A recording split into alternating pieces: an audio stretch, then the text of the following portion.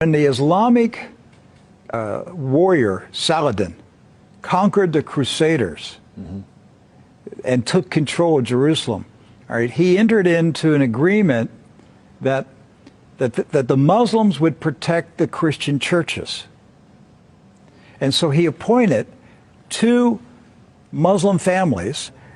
Both of these families have been in Jerusalem for, close to 1,000 years.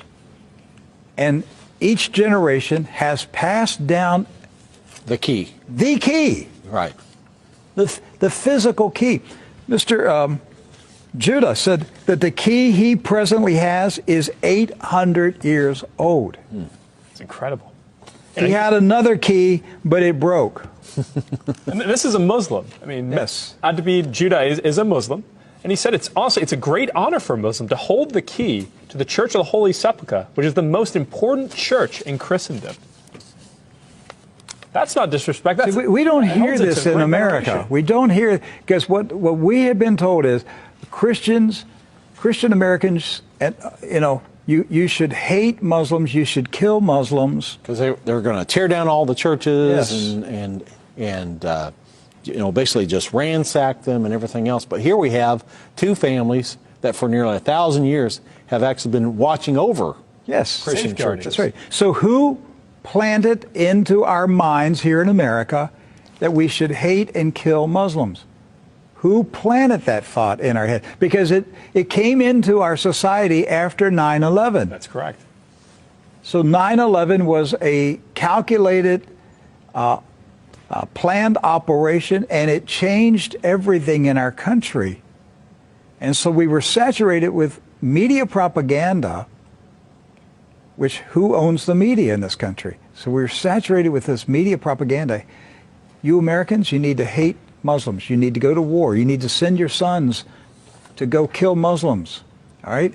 And yet, when you go to the Middle East, you find out that the Muslims, like Christians, are taking care of Christian churches. Yes. Do not hold animosity against Christians or Americans, except in the case where Americans are pushing for war in their countries or trying to take their land.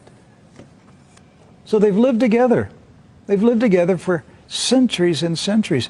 Jews, Christians, and Muslims have lived together for centuries. They were buying and selling. They were trading. They were doing business together. They were building houses next door to each other for centuries. And it didn't change until the Zionists came. Now, see, you say, wait a minute, I thought Zionists are Jews. Not all Jews are Zionists. And not all Zionists are Jews. Right.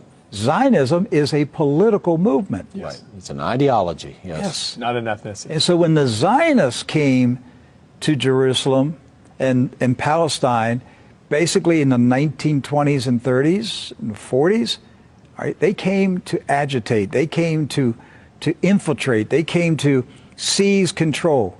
And so they formed paramilitary groups, like Irgun.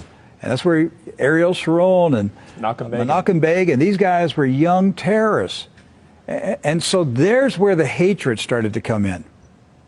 The fighting, the animosity, the bitterness. But it didn't start until the Zionists appeared.